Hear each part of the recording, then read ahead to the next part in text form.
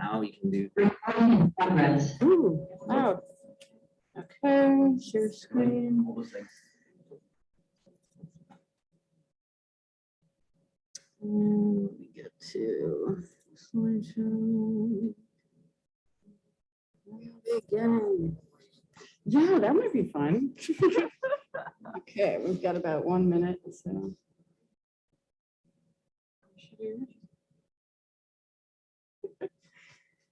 Okay, hello everyone. Welcome back.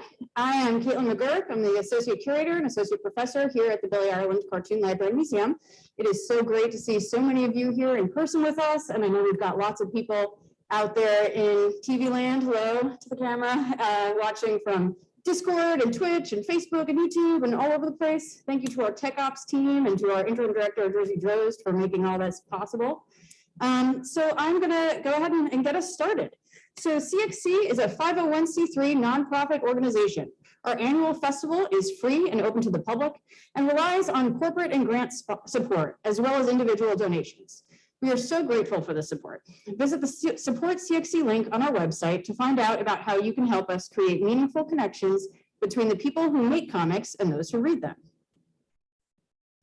Cartoon Crossroads Columbus acknowledges that the ancient ancestors of the Eastern Woodlands tribes, now referred to as the Adena and Hopewell cultures, inhabited the land that we know as Ohio. Their descendants include the living nations of the Shawnee, Miami, Wyandotte, Delaware, and Seneca Cayuga.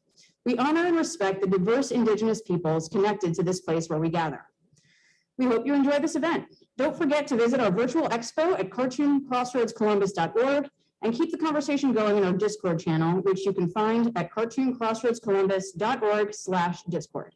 I also want to mention for all of you who are watching from home or from your offices or wherever online that you can ask questions through whatever platform you're watching from, and we will be able to field those questions here in person for Emi. So on to our main event. Emi Gennis, the one and only, is a cartoonist and illustrator from the Midwest. She has a BA from the University of Chicago, an MFA from the Savannah College of Art and Design. Emi lives in Columbus, Ohio, where she is Associate Professor of Comics and Narrative Practice at the Columbus College of Art and Design. She was previously Assistant Professor of Illustration and Visual Storytelling at Pittsburgh State University's Department of Art. Emi's often macabre history and journalism comics have appeared in several publications, including The Nib, The Graphic Canon, and Oh Joy's Sex Toy. She has been self-publishing mini comics since 2009. Emi's autobiographical story, Baseline Boulevard, was nominated for Slate's Cartoonist Studio Prize in 2016. She's also the editor of Unknown Origins and Untimely Ends, an anthology of nonfiction mystery comics published by Hick and Hawk Publications. Welcome, Emi. Hello.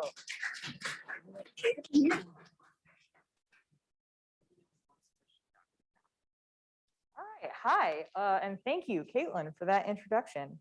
I am going to talk a little bit about lettering for y'all today, and some of you may have heard me talk about lettering before. I teach at CCAD, and one of the classes that I teach is an illustrative lettering class, and specifically, I teach hand lettering.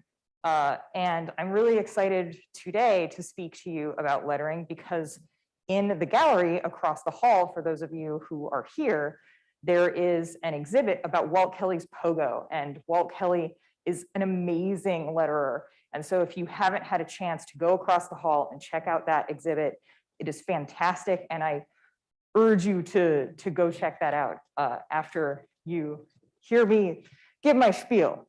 All right, so as I said, I teach lettering a whole lot, and people often come up to me and they say that, oh, I could never do lettering. My handwriting is so bad. And some of you may be thinking that as well. And I am here to tell you, not so. You can do it.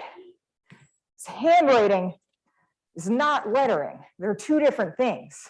Lettering is drawing. So no matter how bad your handwriting is, you can still do lettering. Because letters are just shapes. And if you can draw shapes, you can draw letters. And I'm sure all of us here, we can draw a square, we can draw a triangle, we can draw a circle mostly, something resembling a circle, close enough, right? And so when I talk about lettering, my approach has three basic foundational concepts. One is the cohesiveness of your design, the composition of your letters, the way they're arranged on the page, and the consistency and execution. And it's that consistency and execution that's actually the hardest part, right? Once you figure out your design stuff, the nitty-gritty part of hand lettering is the sometimes tedious, time-consuming, detailed work of actually putting it down on the page. And I like to say that hand lettering is about 10% skill and 90% patience. All right, how are my notes? So apologies if I get, would you? Yeah. Thank you. Sorry. Yeah, I can riff. I can do that. If you haven't gone and seen Walt Kelly, like almost anything that I'm talking about here, if you go with that in mind and you go into the gallery, you can see all kinds of like the way he's roughing things out and like the way he's putting down his guidelines, all the different kinds of styles that he's exploring. It really blows me away every time I see it. And if you're at home and you're not here at the Billy Ireland, there are so many of Walt Kelly's original artworks that you can access through the Billy Ireland collection that have been scanned in high res, and you can zoom in and see all of those little pencil marks in it. It's so cool. So definitely check that out if you haven't already, whether you're here in Columbus or you're at home and online, both ways that you can access that. From the people who are watching at home can only see this, but the people watching here can see your notes. It's up to you, Karen. Would you rather go without them? Let's go with that. Just go without them. Yeah. Sorry, changing my mind mid presentation. We'll just pretend. It won't do presenter mode? No. Do you know how to do that? I know how to do that. Yeah. Do that. And then if I go to file. Oh, this is different because it's like, Yeah. I don't know how to Mac, how to not Mac. Yeah, I know. Do you know how to do presenter mode on here? Oh, with like the notes underneath? Yeah. No. I think because it's showing the whole screen, Oh. but it's okay. Okay, right? whatever, it's fine. So let's get back to which one you're on and present from the current slide. It's like an on-off switch. Yeah. Which It's is already- oh, Yeah, Huh. I think it's, yeah. Okay, well, typically those are the notes for the yeah, but it's Yeah, here. I think we'll just go from where we are. Ah, all right. Pretend none of that happened. Erase that from your brain, like the Men in Black thing. That would be useful to have. I think I might just take out the whole like last 18 months of my life. But anyway, we were talking about letters and how they're shapes. Right, and I think one of the biggest challenges of lettering is that when we see letters, we don't think of them as shapes, right? We think of them as symbols that represent sounds and ideas, and it's writing, and it's actually processed in a totally different part of our brain than the part of our brain that processes other things that we draw. And so it's very easy to separate those in our mind when we're creating artwork because we think about them literally with different parts of our brain. So one of the challenges when you're doing lettering is to train your brain to think about letters in a totally different context. And it can feel kind of foreign at first. So, like I said, my foundational concepts, cohesiveness, your composition, and consistency of execution. So here are my core principles of alphabet design. We want to make sure that we have a cohesive alphabet, that our letters all make sense together.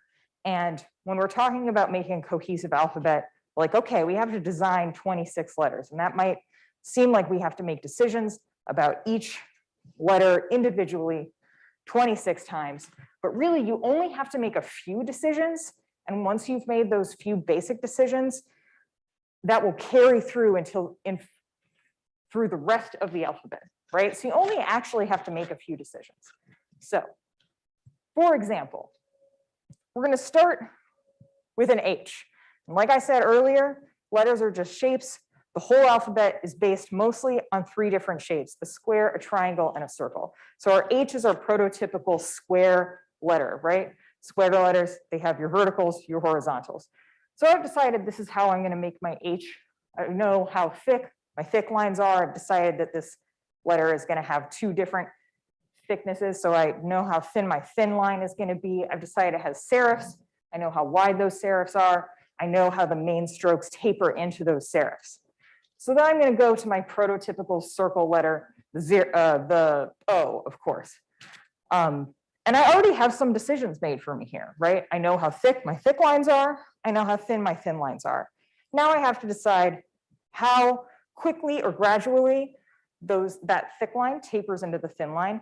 And I also have to decide whether that's going to be vertically oriented or whether that taper is going to fit onto some sort of an angle. So I've decided to make this vertically oriented and make that taper happen relatively quickly up towards the top.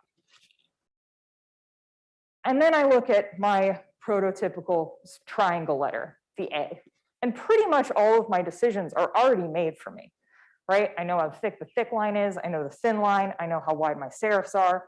I know relatively how the serifs are tapering into the main strokes. And maybe I have to make a couple different decisions. Is the top going to be pointy? Is it going to be flat? Do I want to slap another serif onto the top of there? But for the most part, I know what my A looks like. And so I can translate that into all of my other letters.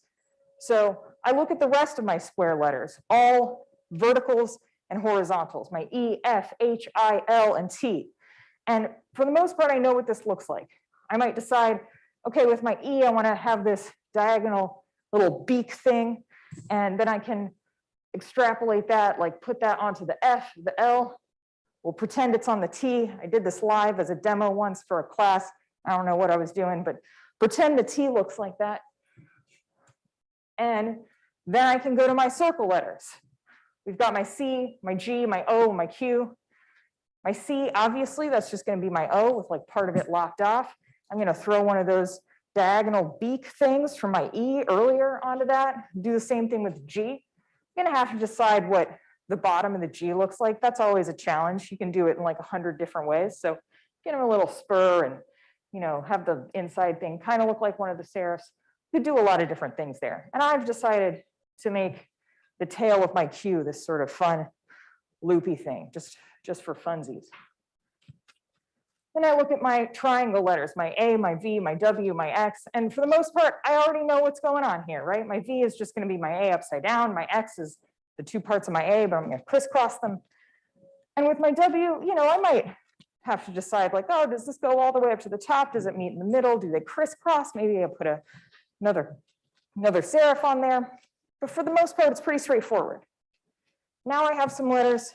They're combinations of shapes, like my square and circle letters. And again, these are pretty straightforward. If I know what an H looks like and I know what an O looks like, I know what a U looks like, right? J, very similar. For some reason, while I was doing this demo, put a little ball terminal on the end of the J. I don't know why. Ball terminal doesn't show up anywhere else in my alphabet. Kind of maybe not the best choice, but whatever. The D, again, I know what my main stroke looks like. I know what the O looks like. I just squish those together. If I know what a D looks like, just move that bowl of the D up, make a P, slap another one on there. It's a B. I still have decisions I need to make about proportions, right? Like how big of a bowl do I want my P? Like the top half or the bottom half of the B going to be larger or smaller? But for the most part, I know what we're doing here. And then I have my square and my triangle letters. My K, my Y, my Z, my N, and my M. Again, for the most part, I know what I'm doing here. You know, I might have to make some, again, proportional decisions about the K. Where does the arm extend from the main stroke? Where does the leg extend from? Again, my Z has these little ends like the T does from earlier. They're like friends. They've snuck into this party. I don't know what's going on. But, you know, for the most part, it's pretty worked out. And then I have a letter that's greedy and needs all of the shapes, a square, a circle, and a triangle. It's R, and I already have R figured out, right? I have P figured out, you got R figured out. And I've decided to add a little loopy tail onto the end of my R to match the Q, because I want this to be cohesive, and any shapes that I have, I want them to reappear with a predictable pattern to make my alphabet cohesive. Now, there's one letter that I have yet to mention. Can anyone tell me what that letter is? That's right, it's S. I hate S. This all makes sense. It's nice, orderly, it's a pattern. We live in a world where nothing seems to make sense. There's no sense of order. And this was the one thing that I could hold on to. And then S comes in here with its chaos energy, ruining the whole thing, doesn't fit into any of the shapes. Having an existential breakdown over here about S. There's one in my name, I can't escape it. That all being said, I do have some information that I can use to start designing my letter S, right? I know how thick the thick part's gonna be. I know how thin the thin part's gonna be. I can take some of those little beak shapes from earlier, slap them onto the top and bottom. I still need to figure out things like, you know, how quickly does the thick taper to the thin, and at what angle do those curves start? Is one of the curves larger or smaller than the other, etc. And I would just like to say, in my defense, that I am not the only person who has a problem with S. People far smarter than me have struggled with S as well. This is Don Knuth. He's a computer programmer, and he wrote some of the first programming for alphabet designs for computer technology, and had trouble with it to the extent that he wrote an entire essay about it. An essay, the opening of which I will read to you now. Several years ago, when I began to look at the problem of designing suitable alphabets for use with modern printing equipment, I found that 25 of the letters were comparatively easy to deal with. The other letter was S. So it's not just me. And I was very comforted to find that Don Knuth's approach to designing an S, which is here on the left, is not dissimilar from my approach to trying to design an S. So I feel like at least I might be doing something right, hopefully. All right, so we know the basics of trying to make a cohesive alphabet, but the cohesive alphabet we want to make doesn't just need to be cohesive in design with each other, with the letters. It also needs to be cohesive with the message that we're trying to convey. Whatever tone we want to communicate, we need to choose our design effectively. Now, for me, I make history comics, and so I tend to choose letter designs that are inspired by typography from that period of time to place us in the right time period. So for example, in the upper left, I did a comic about the Radium Girls that takes place in the 30s. So I chose this kind of Art Deco style to evoke that time period. Now you'll see at that stage in my career, really had not figured S out yet at all. You could tell I got to the end and I was like, you know what, fine, it's an S, whatever. And that S has absolutely nothing to do design-wise with the rest of the letters. It's snuck in, it's an imposter, it's trying to pretend it belongs, but it clearly doesn't. But you can see in the other ones, at some point in my career, I eventually did figure out S. But we need to make sure that we're hitting the right tone. So you want to make sure, you want to really figure out what it is you're trying to communicate, and then try to design your letters appropriately. Because I could tell you that I love kittens, and I could also tell you that I love kittens. And those are very different messages. So you need to choose the right design. And in order to do that, you might want to go and look for references or inspiration. Now, there's a whole bunch of books out there that collect fonts, and they collect examples of lettering, and a lot of them are free online. But you don't even need to do that, right? You could just walk around. You can walk around Columbus and see all kinds of different typefaces and lettering and fonts everywhere. You could walk around your own apartment and there's lettering and fonts everywhere. We're surrounded by type and letters. So pay attention to what you notice and pay attention to what you're drawn to. File that away for later. All right, so we've got a cohesive design. It's cohesive with our message. And now we have to actually apply it to our work. And it's important to really put thought into how we arrange our letters on the page, because you could have the most beautiful, perfectly executed letters. And if they look weird on the page, it's going to disrupt the whole thing. And all of that work you've done is going to be for naught. So you've got to plan out your lettering from the absolute earliest stage of developing your layout.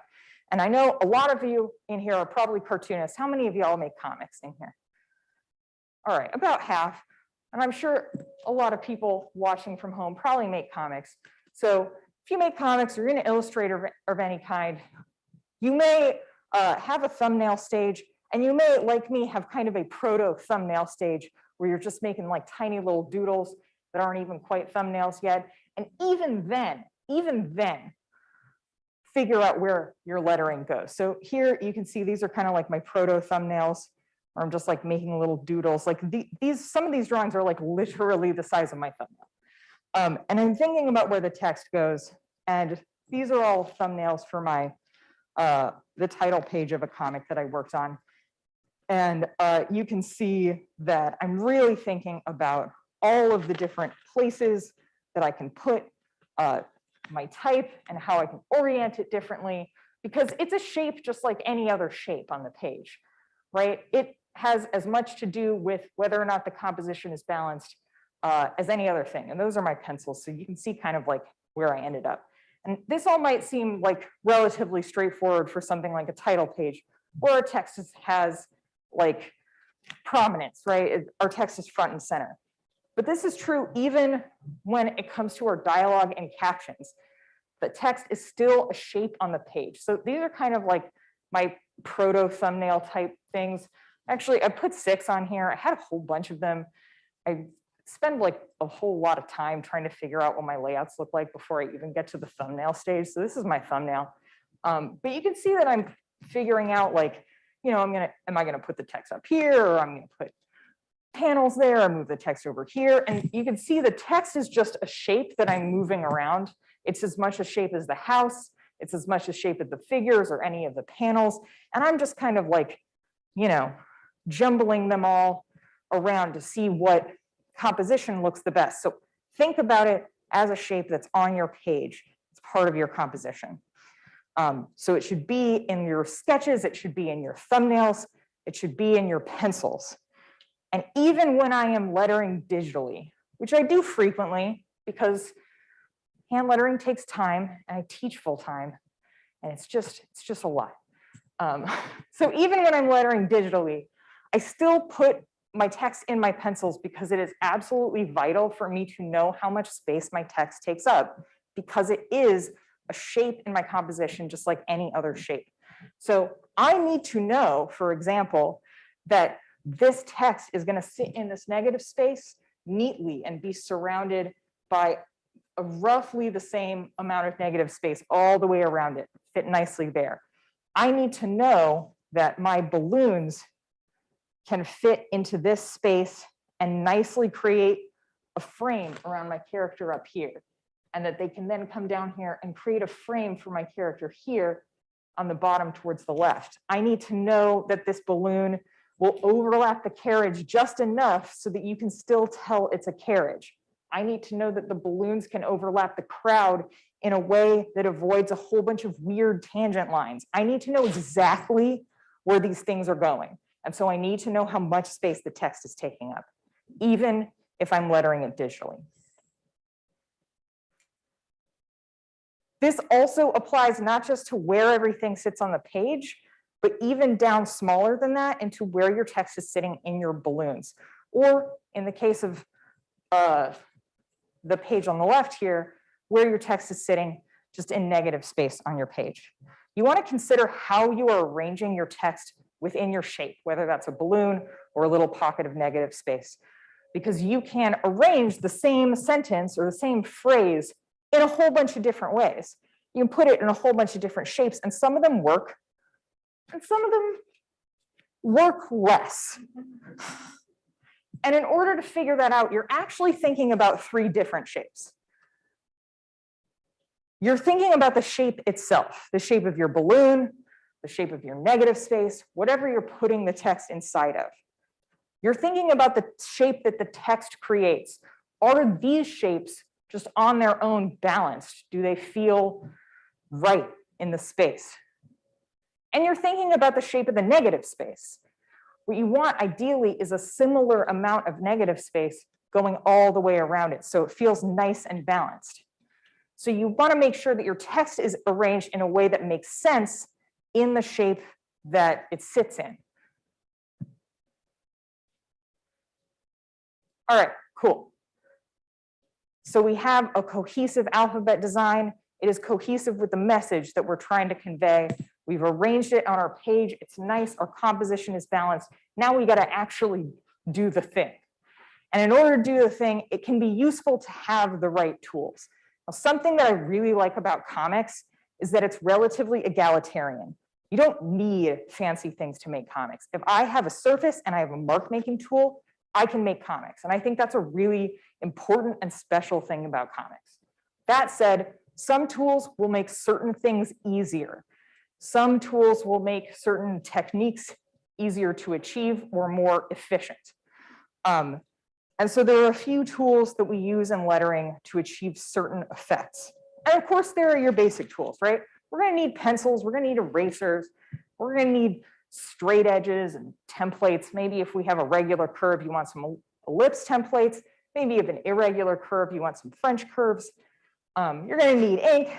You're going to need some kind of whiteout sort of thing. But you also might want some lettering specific tools. For instance, lettering nibs or rapidograph pens. And the reason that we want this is because for caption and dialogue text, for your copy text type lettering specifically, you really want a regular line weight, because irregular line weights are a little bit harder to read, right? That's just a little bit hard on the eyes. And also it reads different. When we see these 2 sentences stylized like that, we hear it differently in our head, right? And so we can do this lettering, say, with like a disposable tech pen, like a felt tip tech pen, and it's not as reliable. If any of y'all have done art with, your regular felt tip technical pen, like a Micron or something, you know that the first day you open that pen, you get that nice smooth line, and it's perfect and it's consistent. And then you keep using the pen for a little bit, and then it wears off on one side, and then you get lines that are like a little thin here and like a little thicker there, and it's all, you lose control of it, and it's no good. We don't want that, right? And so with these tools, these have metal tips, and we can rely on them. They're not going to wear down. So like the rapidograph, that's a technical pen, metal barrel, so we can rely that every time it's going to have that exact same width. Similar idea with the lettering nibs. It has a nice flat circular tip, consistent line weight the whole time. We also might want an Ames lettering guide to make sure that all of our letters are nice and aligned. So has anybody used an Ames lettering guide before? Has anyone never seen one of these funky things before? All right, cool. So the basic idea of the Ames lettering guide is that we place a pencil in the holes and slide the guide along a straight edge to create parallel lines. And I could give a whole talk about the Ames lettering guide, but I'm just going to run you through the basics of like what it is and why we use it. So it's 2 parts. It's got a circular part, and you can twist it around. It's got numbers on it. The numbers correspond to a size. So the bigger the size of the number, the taller your lettering is. It's got metric numbers at the top. We don't use those. We use the imperial ones, just like a ruler, metric on one side, imperial on the other. We use imperial because the world makes sense, I guess. I don't know. So we can rotate it, figure out what size we want, line that number up with the index mark at the bottom. And when we're lettering for comics, when we're doing our dialogue and our caption text, we're really only concerned with 2 rows of holes on the wheel. And those are the rows with this curved line that connect a few of those holes. Why the curved lines? To understand that, we're going to have to know just some basic lettering terminology. The imaginary lines that all letters sit on, that's called a baseline. And the imaginary line at the top where they all come up to, that's the cap height, right? And then if we have a mixed case font with lowercase letters, the lowercase letters come up to the X height. And the space in between each line of text is called your leading. So those curved lines on those rows of holes correspond to a line of text. And so the hole at the top of the curve corresponds to the cap height. So when I make a line with that hole, that's the cap height. The line and the hole at the middle creates the X height, and the hole at the end creates the baseline. So if I'm making something that's all caps, I can make a line using that top hole on the curve and then just follow the curve down and skip over the X height because I don't need it, and then make the baseline. So that's what the curves are for. And that enables us to have rows of text that are nice and even and straight, evenly spaced out. So my process when I'm creating letters for dialogue and captions is pretty straightforward. The first thing I'm going to do is practice. You always want to practice before you put ink on the page, because just like any other type of drawing, you don't want to go in cold. You want to do a warm-up sketch, right? And so I just want to take a piece of paper with a whole bunch of lines and just like write out a few lines of random words. And so this is one of my test pages, and you can see if you look at, say, the word synesthesia right there, it's a little rough, a little wonky. You can tell that that's like around about where I started. But you can also see that by the time we get to like tempura, it's a lot more even. You can tell that my line is much more confident, that my letters are more regular, and maybe now I'm like ready to go and actually put ink on my page. So the way I'm going to start this is I'm going to start with a really rough gesture drawing, very lightly, so lightly that you might not even be able to see it on the projector. But I just throw that down as a gesture drawing, just like I would any other drawing. And then I'm going to put in my Ames guidelines, which I can't see on my screen here, but you can see over here. So if you can't see them at home, trust me, they're there. So I put down my Ames guidelines, just like any other kind of drawing, right? You put down your guidelines after you do the gesture drawing. So if I'm drawing a house, I'm just going to kind of sketch in a house. Then I might go in with a ruler and kind of like try to figure out the perspective and then kind of tweak things. And my sketch is never really going to look like it's in perspective. And you can see here, my letters are like not quite where the guidelines are. And so then I tighten it up and I can actually go in and pencil my letters in there. So now I do my like tight penciling and then I ink it. You always want to ink your letters first, because if something is like not quite right in your pencils, and you realize that mid-inking, it's much easier to change your drawing than it is the letters, because the letters take up a very specific amount of space, right? I can only rearrange my letters so much. I can't just make them bigger or smaller, because then they're going to read differently, right? They might sound louder or more prominent or quieter or something like that. And I don't want to do that. So you want to ink your letters first, because if it comes down to it, it's much easier to just kind of like make your drawing a little smaller, like move it a little over to the side or whatever. And then I can ink the rest of my drawing and scan in and make it look all pretty. My process for titles or other decorative lettering is a little bit more detailed. It's a little bit more involved, because of course the letters are a little bit more detailed and a little bit more involved. And I'm going to take you step by step through my approach to doing this. So the first thing I need to do is I need to determine the space and shape where my letters are going to sit. And then based on the number of letters that I have, I determine how big they're going to be and mark out the space for each one. And generally, all the letters in the alphabet are going to be roughly the same width, except for M and W, which sometimes are wider, and I, which is usually smaller for obvious reasons. So I'm going to measure that out. I'm going to account for some space in between these. Just throw in some space in between each letter isn't quite the same thing as kerning. Kerning is more of an art than a science. I won't get into that too much, but you want to at least account for some space in between them so you have some wiggle room there. And then you're going to rough in your letters freehand.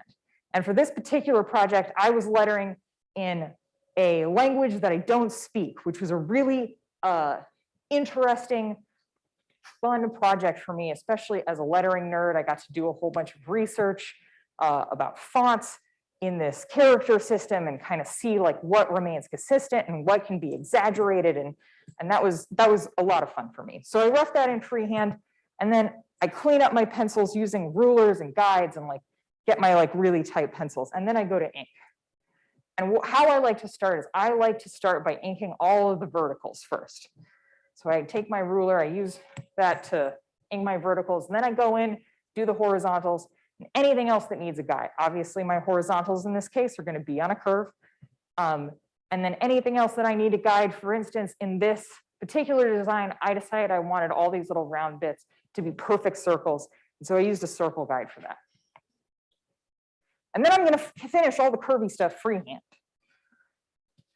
Now, as I'm doing this, if I know that either the inside or the outside of my letters are going to be filled in with ink, then I'm going to prioritize that non-inked side for accuracy. If you've ever been making a line and suddenly it's like not quite going the way you want it to go, kind of like lean into the side that you're going to fill with ink anyway. And then I can go clean up any stray lines with my whiteout. And something I want to point out here is that I really want to emphasize that whiteout is a tool, and whiteout is not something that you have in case you make mistakes. And I think a lot of people think about whiteout just as a thing for mistakes. So like here, you can see these two lines towards the bottom, on this character towards the bottom at the top of it. I want those to be nice arcs. I want them to follow through. And if I make those arcs and I stop short, you can often see that in the line quality. So I'm just going to bring that line all the way through and just plan on cleaning that up. Cleaning that up with whiteout later. Whiteout is part of my plan. It's a step in my processes. It's not just a thing that I have in case I screw up. I think that's a really important way to think about whiteout. So then I can adjust it, make it look pretty. I've got another example where you can see my process of like, it's kind of rough and I tighten it up. And then I start inking. And another point about my whiteout here is you can see that I have just brought a line across my guide all the way through, right? Because if I have my French curve and I want all of my letters to like line up against that, it's better to just have my French curve and make that entire line rather than having my French curve and making like every single little line. Because you might just come at it from like a slightly different angle, or like maybe the curve makes some micro movement. I really want it to feel like it's on one line. So I just pull it all the way through and then I wipe that out. Another thing I wanted to mention about this is doing curves freehand. So like for this O, I'm not freehanding this entire space inside. I know where it's going to meet here at the bottom and the top. I can measure that out. And I know where it's going to meet at its thickest point. And I also know that it's going to be like this design, it's going to be like relatively straight up and down before it tapers. So I measure out that rectangle and I'm only freehanding this little space, these 4 little curves, which is much easier than freehanding the whole thing. So this is what it looks like with the ink, and that's what it looks like with whiteout. All right, let's see if I can figure out how to switch things so I can show you. Document camera? Should work. Let's see. Okay, so now here. All right. So I brought in some of my originals here, just show you at the end. And you can see this is one of them that I showed the pencils of. And I just like to bring in my originals when I have the opportunity, because people it can be fun for people to see kind of the process stuff. I know I really enjoy that, especially like walking into things like that exhibit with Walt Kelly. Here's the piece that I just showed. I'm actually going to zoom out a little bit because it seems like it's like less in focus when it's zoomed. Hello. All right, so here's an example of something that let's zoom all the way in. Here we go. Here's an example of something that I really wanted this to have like a bouncier feel, like not quite as like tight and rigid as a lot of my other lettering designs, but I still want it to be like very cohesive and consistent, right? So my pencils for this were really tight. I measured everything out incredibly precisely, but then when I go to ink it, I just inked it freehand with a brush. So it still has that like bouncy hand rendered feel. You know, this is for a comic that's not terribly serious. I'm interviewing people who believe that drinking their urine is a cure for all ills. Like, I'm not taking this like hyper seriously. It's a fun comic. It's supposed to have some humor, so I wanted the letters to reflect that, and so I gave it that bounciness. Here's an example of me using the French curves. If you've never used a French curve before, basically the way it works is that, you know, you do a little sketch. You want to sketch in your curve first, and then if anyone's seen French curves, they're just like a bunch of random curvy objects. So I just kind of like slide my French curve up to my sketch and like, that's not really quite right. Maybe I flip it over and like rotate it, and maybe I try a different one until I find a curve that matches what I'm trying to do. And then I'll use that for this half of it, and then I'll flip it upside down and try to get the second half even. And so that's how I create an arc like that, that's not like a regular geometric arc, like a perfect ellipse. And that's the same thing that I'm doing here too. And this is another example of me just drawing all the way through on the baseline and cap height and whiting out all the little parts in the middle, because I really want it to feel like it's sitting on one surface. Another thing that I tell my students is to use more guidelines than you think you need. So for this one, and just pretend that the byline isn't there because I clearly lost steam.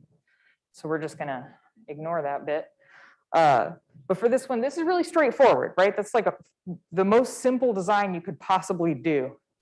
And even so, you know, I'm obviously gonna have like my baseline and my cap height, but I also have like little extra measurements. Like I wanna have a guideline for how far my C comes up and comes down. I want to make sure that they're exactly the same width apart. You know, I'm accounting for overshoot. If you've ever like really measured everything out to get like nice, perfect letters, and you look at it and like your O or your C is like weirdly too small. Does that ever happen to anyone? It's because of overshoot. You want it to be just like a little bit outside of the baseline and cap height. It's a optical illusion type thing. So I'm measuring out where my overshoot is and how far the interior of these counters need to be for the overshoot. You know, I'm doing measurements for my crossbar here where the two bowls of the B meet. So always use more guidelines than you think you need. You know, you can see there's like, I don't know if you can see that, there's like 100 little tiny million lines on here. But anyway, I do want to make sure I have a few minutes for questions. So I'm going to wrap this up and just open it up to the room if anybody has any questions.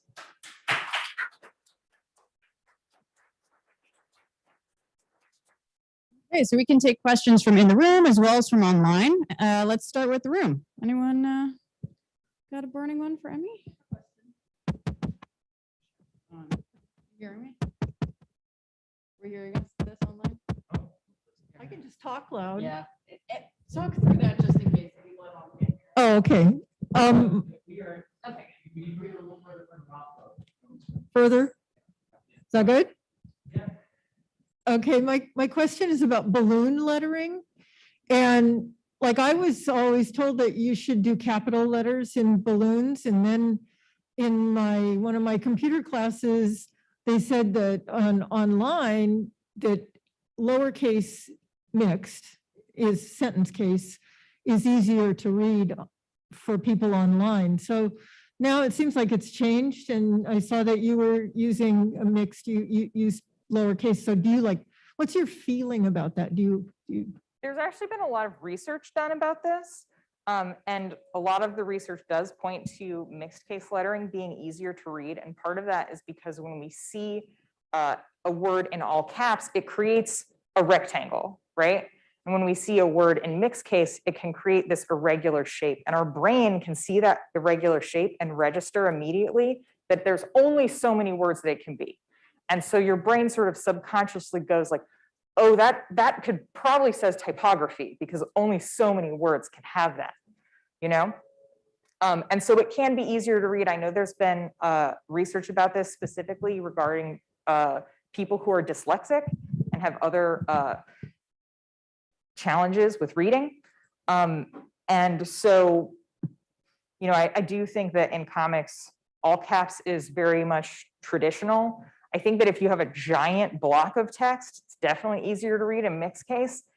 I personally feel like it's sort of a stylistic decision for the most part, but I don't stick to any hard and fast rules. And certainly I think if you're making work like that's specifically geared towards children or like early readers, mixed case can be a better way to go, but I'm not a scientist. So there are studies that one can read if you want more information. Yes, in the back. More on dyslexia, what techniques or like strategies do you have like in general to make text like easier to read for people who have like a impairment or are dyslexic? That is a great question, and a question that, again, because I'm not a scientist, I don't necessarily have all the answers for. I've thought a lot more, I think, about people creating lettering when they're dyslexic, but as far as reading goes, I feel like, you know, like I said, mixed case, I think from what I've heard can be easier. Obviously, just in general for legibility for anyone out there, there are certain things that can make legibility more challenging. If something is a little too complex, if things are like really thick and can fill in spaces, anything that's going to be challenging for any reader is probably going to be much more challenging if one is dyslexic. I think creating recognizable shapes is a good rule of thumb regardless. And I wish I had better answers for this, but I know they're out there. Yes, in the front. Oh, sorry. Caitlin, maybe you should be calling on people because you have the mic. Oh, great. I wanted to ask real quick that if you have a comic where the tone is chaotic or unhinged and you want to get that like, you know, chicken scratch scrawl around in the lettering. Heck yes. Yes. How do we do that? Do exactly that. If you want chaos, like go chaotic. And, you know, sometimes you do it in the pencils and it's like, oh, this is too chaotic. You know, maybe pull back, but like that's, go for it, I guess. I guess like. Okay, we have some comments from the Discord channel who has been feverishly discussing your presentation as you went, and I'd like to start by reading some of the comments that they asked me to read. These are just comments as you were showing your original art. Made with Insanity Ink. I'm gonna go cry after that arch text. So beautiful. Jesus Christ, it keeps going. Look at those letters. Ah, how? So yes, that's so good, and lots of clapping. Question for Emi from Dirk Tiede. If you're mostly familiar with digital lettering, where do you recommend starting to learn working on paper? Working on paper. Oh, where do I recommend starting to learn is a really great question. I mean, I post tutorials, but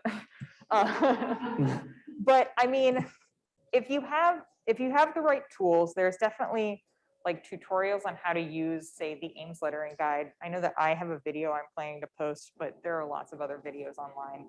And like getting things nice and accurate is a practice thing. Like I said, I think lettering is about 10% skill and 90% patience.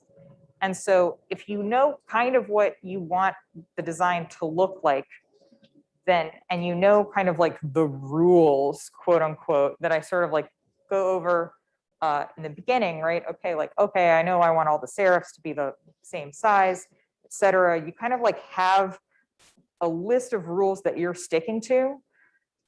And then a lot of it is just patience. It's measuring out every single thing, that every single main stroke is the same width, that every single curve has the same curve, that every single taper starts tapering in the same place and goes to the same end, and every single, you know, terminal ends in the same way. And that's all patience.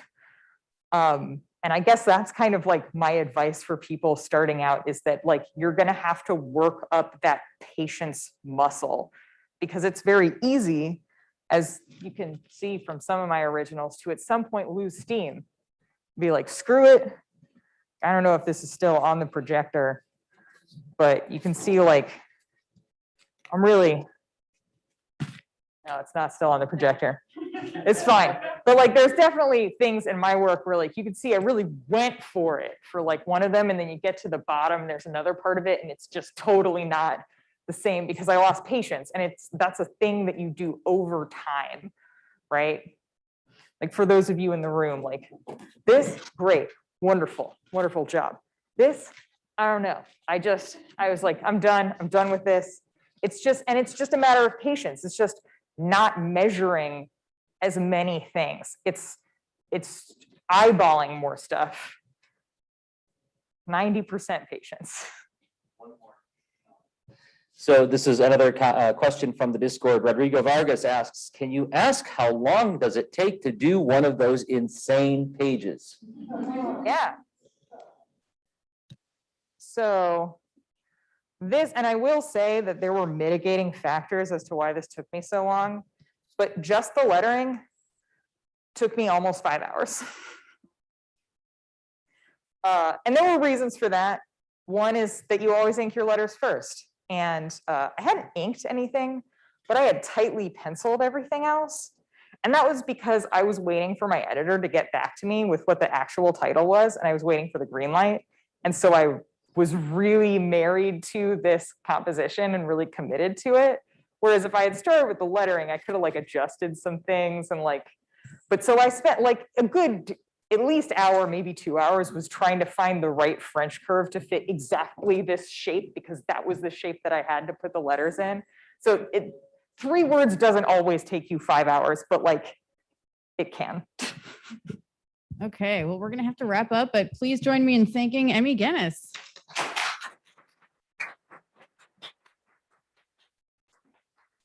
And Emi, I think you're gonna be around all weekend, right? And Yes. hang out for a little while after this in case anyone wants to chat. Absolutely, I will be around, and please do check out the Walt Kelly exhibition. It is amazing. Yes. All right, we'll be back here at 3 p.m. for the Super Spreader Comic event.